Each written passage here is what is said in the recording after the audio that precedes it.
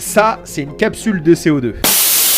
Et dedans, il y a un max de pression. Elle est complètement gelée. Genre, là, c'est de la glace. Et bah moi, je pense que cette pression, on peut l'utiliser pour construire une fusée. L'idée, ce serait d'utiliser la capsule comme le corps de la fusée et les gaz sous pression comme un moyen de propulser cette fusée. Ça veut dire qu'on va manipuler du gaz à haute pression, donc ce n'est pas à reproduire. De base, les capsules de CO2, on les utilise en airsoft pour propulser des petites billes en plastique. Du coup, elles sont pas du tout pensées pour être vidées d'un coup et s'auto-propulser, mais plutôt pour rester bien à l'abri dans un chargeur.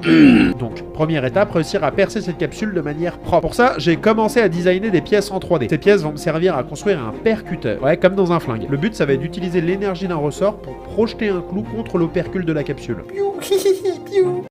Avec ça, on devrait avoir un trou bien propre et bien centré. Après, bon, je sais pas si c'est la meilleure technique, c'est la seule que j'ai réussi à imaginer pour le moment. Les commentaires sont ouverts. Du coup, pendant que ma Wanao imprime les pièces, il faut qu'on se penche sur un autre gros problème. Il va falloir qu'on arrive à rendre cette capsule aérodynamique pour qu'elle vole bien. Pour le moment, on a juste un réservoir arrondi et je pense que ça va pas être très efficace.